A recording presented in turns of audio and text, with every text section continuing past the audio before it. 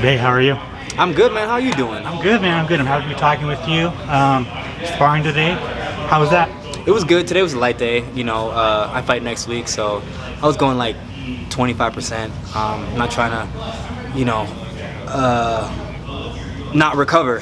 You know what I mean? Because I've been really pushing it, not just in here, but at the UFC Performance Institute. We've been really hammering in, going really hard. So it's important to taper off towards the end of your week. Otherwise, your recovery time becomes less. Next week you don't want to be banged up going into your weight cut and stuff like that, and then not recovered for your fight. So I just playing it smart right now. You are a week out. How you feeling?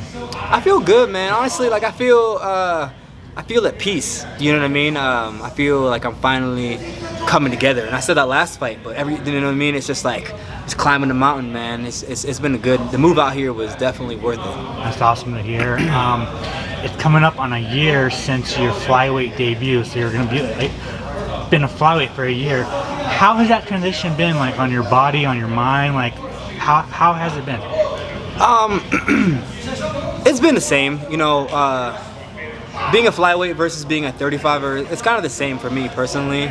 The reason why I went down to being a flyweight is because there's less guys at the flyweight division, and so getting a belt at flyweight will be quicker than getting a belt at 35. You know what I mean? You'd be in 35 division for 3 years to crack the top 10. You know what I'm saying? Whereas flyweight, you get like three good wins in, and you're in the top 15, top 10. So. Kind of talk about your flyweight run so far. It didn't start out the best, but now you are on this run, looking good on this run. Yeah, I think I really had to focus, and it sounds weird, but I had to really submit to God, honestly, because if you know me, I always, I'm the Jesus freak that's always talking about God. You know what I mean? But that's where change happens. You know what I'm saying? Because I've been fighting, walking upstream for so long, my entire life, and I finally just put it all on God and let Him take care of it. And since then I've been like a hot knife through butter. You've been sharing your morning devotions on Instagram. What made you start doing that? Well, I used to do that by myself. You know what I'm saying? But it's selfish of me to keep God's word to myself. So I really want to share to the world all the things that I'm doing in my life to benefit and what it's doing in my life, so that people can see. You know what I'm saying? It's one thing when you talk about God and then you say, you know what I mean, God is doing good things in my life. It's another thing when you talk about God and then you start to see the outcome. You know what I'm saying? People can see now I'm starting to win now that I'm submitting to God. People can see now that I'm starting to be successful, that I'm starting to submit to God. You know what I'm saying? So it's I'm trying to lead by example, and I'm not perfect. I've said this before. So many things I used to do, I still do, that I'm like, oh, I can't believe I'm still doing this. You know what I mean? But that's the beauty about faith. I've said it. You put your faith in God, and everything will come to fruition. And that's literally what it's been doing right now. Everything is coming to fruition right now, and it's not just right now. It's gonna be that way for the rest of my life, And it's not gonna be easy. It's gonna be an uphill battle. But at the end of the day, it's gonna be worth it. That's awesome, and thank you for sharing that. I did want to ask, after your last knockout, did all your old kids from the school hit you up? A couple of them did. A couple of them did. I still reach out and I check up on a lot of them, and because I do what I do not for me but for them. You know what I'm saying? And for other people, you know what I'm saying? I have this light in me that I just want to shine that thing bright, because there's so much negativity, man. There's so much negativity, and I want when my kids see me, when the people of the world see me on TV, they just start smiling. They're like, man, look at that dude, Ode Osbourne. He's just so positive. I just want to, you know what I mean? I just want to smile, and that's what I'm trying to do. I'm trying to use the UFC to just shine that light bright for everybody, man. Want to maybe see a little Jamaican kid who watches you on TV and I want to do that. Yeah, man, but not just a Jamaican kid, an African kid, Mexican kid, a Chinese kid, every kid in the world. I want everybody to see me doing what I'm doing, and like I said, just become exuberant, just become happy, just be like, wow, how is that kid doing that? And then all of a sudden they look into how I'm doing it and they're like, oh wow, this kid is really faithful in Christ. Okay, so is that the way? Yes, that is the way. Gotcha, man. All right, so UFC San Diego. How excited are you to be fighting in front of fans, sold out crowd? I am extremely excited. Fighting in front of fans, it is what it is. For me, I can fight with fans, without fans, on a uncharted island. I'm a fighter through and through. The fans don't make a difference because when I'm in there fighting, they're not in the cage with me, you know what I'm saying? I'm trying to beat somebody's face off, like with or without the fans. The fans don't really make a difference to me, but I'm so excited to be fighting in California. I've never been to California before. This is my first time to California, so I'm definitely excited, man. Look, you about to see some great things, honestly, and I really want to. I know Tyson Nam is a very seasoned opponent, and I'm not looking past him. He's dangerous. He's got a nice cross. He's knocked out all the same guys I've knocked out. I knocked out Zaruk. He knocked out Zaruk. I knocked out Jerome. He knocked out Jerome. You know what I'm saying? So 2 knockout artists going together, going against each other is gonna be phenomenal. You know what I'm saying? But I'm gonna get one thing straight. You know what I'm saying? I know what I possess, and I'm going to go in there looking to finish him. You know, I don't know how or where, but he is who he said I am. Kind of already touched on it, but like Tyson Nam, he is a veteran. He's a veteran of the game. What do you think of the matchup? There couldn't be a better matchup. Like I said, he literally knocked out all the same guys I knocked out. We have finished all the same people. We fight with that coming forward ferocious intent. So this fight's gonna be a banger. I guarantee you it's probably gonna be one of the best fights of the card. You know what I'm saying? Because a lot of people always say that. Like, they'll be like, yeah, man, I'm gonna go in there and I'm gonna put on a show, and then they go in there and they kind of are really hesitant. But I've never been one to go in there and be hesitant. You know, this is gonna be a banger. Tyson and I are gonna put hands on each other. Like, we're gonna go in there and we're gonna put hands on each other. He's coming off a layoff, and so when you're fighting somebody coming off of a long layoff like him, does it worry you that maybe he's working on something that I haven't seen him do before, or is it just kind of it is what it is? I'm not worried at all, because at the end of the day, I'm going to do what I'm gonna do, and you know what I mean? And I'm gonna do what I've been training. When you focus too much on, what my opponent's doing, then you miss sight on your talents. You miss sight on your gifts. When you focus what everyone else is doing, you miss sight on the beautiful things that could come out of yourself.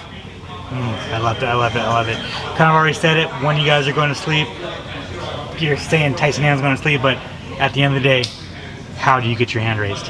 I don't know how I get my hand raised, man. If you asked me this 2 years ago, I would have said, I'm going to finish him like this. But it's a fight. Anything can happen. He could finish me. You know what I'm saying? Anything can happen. I just know that it's going to be an exciting fight. That is all I know. And I'm not God. I can't see into the future. But I can say that I'm extremely confident in all the things I'm going to do. This fight kind of came kind of quickly. Were you just in camp waiting for a fight? No, I had just gotten back from Wisconsin, and they called me and they're like, hey, we have Tyson Nam in 3 weeks. Do you want to fight? And I was like, my manager Lance was like, are you ready? You want to go? And I'm like, yeah, let's go. Because sometimes being in such a long camp, it can be exhausting. It can be daunting.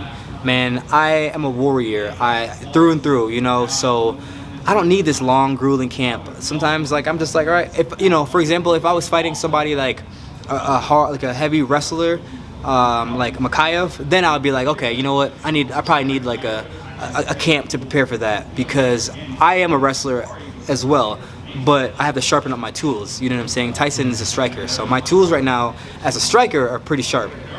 Tyson was ranked, he's out of the rankings now, but do you feel the winner of this fight will hop in those top 15 rankings? I don't know. It's not up to me. It's not up to how I feel. It's up to the UFC and, the matchmakers. So we'll see what happens, man. I'm not, you know what I mean? We'll see what happens. That's all I got to say. Gotcha. And then finally, the Contender Series is back. I just wanted to know, how important that show was to you.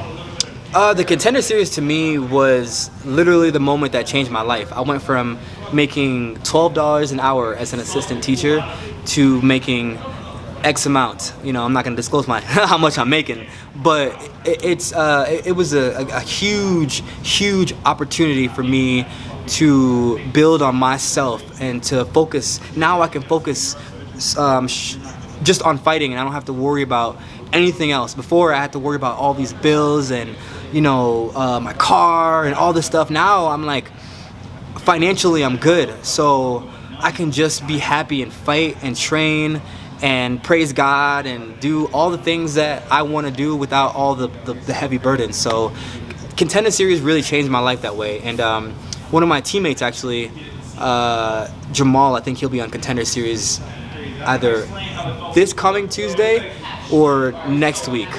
I'm looking forward to that. There's another guy, his name is up and comer, I don't know if you know, his name is Mitch Ramirez. He's fighting next week, and then stay tuned, man. I'm sure he'll be on Contender Series soon. He's gonna be a problem for people. Can you share when you got that phone call to appear on the Contender Series? Man, that was a very emotional time for me, honestly, because, you know, I was in a very long relationship, and I had just gotten out of my a super long relationship of 4.5, 5 years, and it was a dark time. You know what I mean? It was a dark time, but that's the beauty. Like I said, I'm a Jesus freak. That's the beauty of God, because in dark times, that's when the light comes, you know, and that is when I got that call. And had I not gone through what I had gone through that time, I probably wouldn't have won that fight, because it gave me so much perseverance to push through and give everything I had, because I was in such a dark place and such a dark time. I was like, you know what? I don't have anything to lose right now. I got nothing else to lose. I literally have nothing right now. So that was an amazing opportunity, amazing moment. I was teaching, and my kids in the school had seen me come up through fighting. So the fact that they got to see me get signed on Contender Series was amazing. It was such an amazing experience. That's awesome. And finally, we just had a flyweight interim championship. I just want your thoughts on that fight.